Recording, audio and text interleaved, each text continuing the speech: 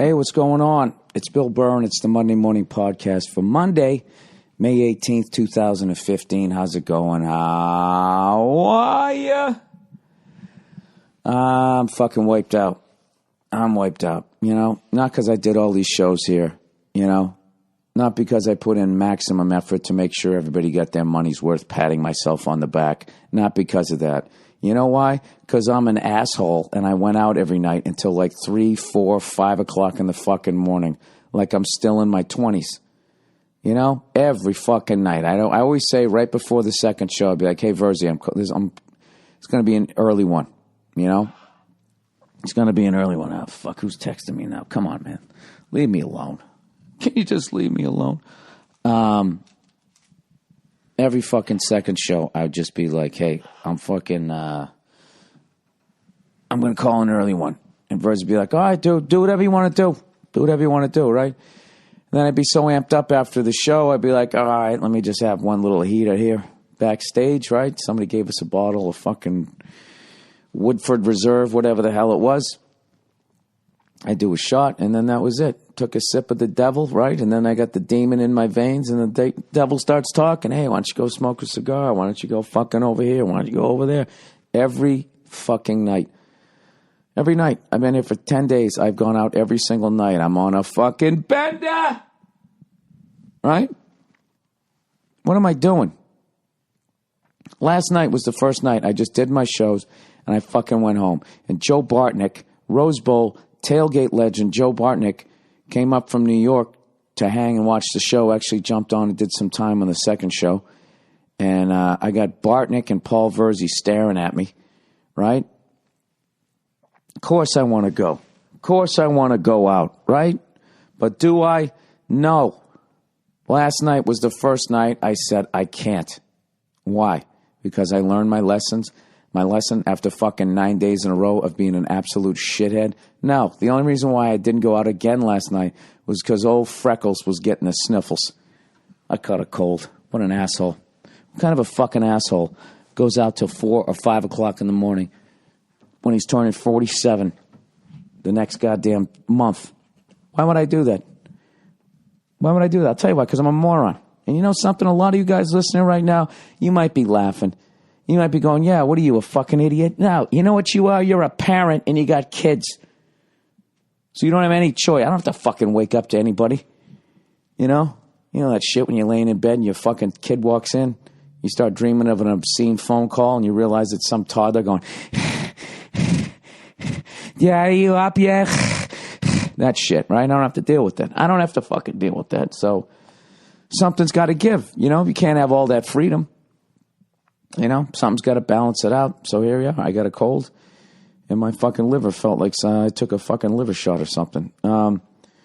Anyways, so you know what the worst part about this cold is I'm sort of fighting it off because I got 8 hours sleep. I'm in that lying stage where you're just like, it's not going to get any worse. Basically, what's going to happen today is the second I exert myself doing anything, like lifting like a spoonful of Raisin Bran to my mouth, that's going to be the tipping point. You know what I mean? Well, the momentum has just changed for the cold virus right there. And then it's just going to be over. So I know tonight I'm going to be sick, at which point I'm going to pout, which means I'm going to drink and I'm going to smoke a cigar and be like, doesn't fucking matter anyways. Can you believe that? 47, literally sliding into 50, and I'm still behaving that way. It's a very sad thing, everybody. And but I have nobody to blame but myself. Other than that, though, I want to tell you the show's been going great. Hang on a second, I got to hit pause. All right, it's official. I got a cold. God damn it. You always lie to yourself like you're fighting it off, right? Well, I take some emergency, some othiocotonin, whatever the fuck it's called. I'll drink a big glass of OJ. I put on a wool hat. Yeah, once it got you. What a fucking moron. Who the fuck does all these shows? I wasn't taking any vitamins. It's fucking hilarious. You know what my mom said this morning? I said, my mother's like, hey, how you doing, Hey, how you doing? What's going on? This is the Mom Morning Podcast. She says, hey, how you doing? I said, I caught a cold. caught a cold. You know what she said to me? She said, well, what did you think was going to happen? See that? Right there. That's all you need to know about me. That's what she said. Not one of those, oh, I'm sorry. You want some fucking kooky mookie fucking hot cocoa? She just fucking gave it to me straight. Well, what'd you think was going to happen? The only thing was missing was you fucking dope. You've been going out till 4 a.m. every night for fucking 10 days. What'd you think was going to happen? She's always been like that, and it always bugged me, but I realized as an adult it really helped me out. You know, when I watch other guys walking around, you know, who had like moms that hugged them and shit, the littlest thing, they get flustered, you know. I'm out of toothpaste, right?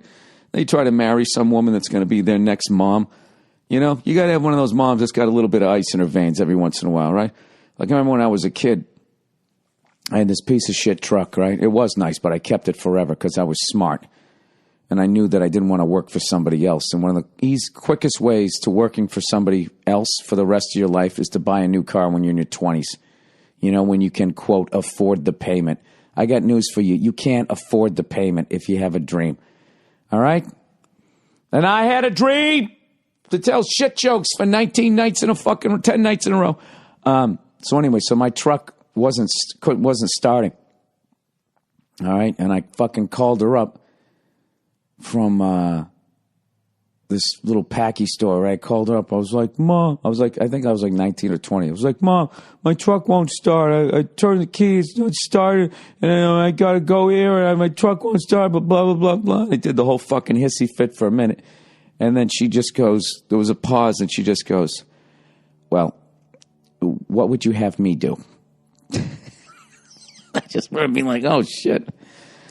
All right, I guess that's right. She is not a mechanic. I think I need to get the fuck out the yellow pages and look up a fucking tow truck. That's what I had to do. That's what we had to do back in the day, children.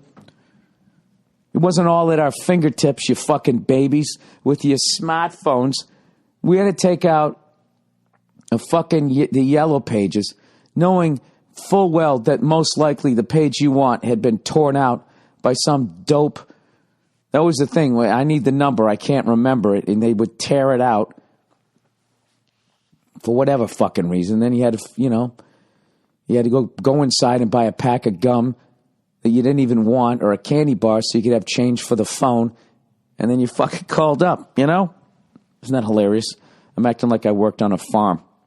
We had to look a phone number up in a book that was right there next to a phone. And then we had to get a sweet treat to have change to make a phone call. Hey, I'll tell you, it was rough, you know? Oh, fucking far off. You know, we've gone from people talking about coming over here in boats to the fucking Depression, the Dust Bowl, World War, right? To me talking about sitting at a payphone and buying a pack of juicy fruit. No, it was really hard.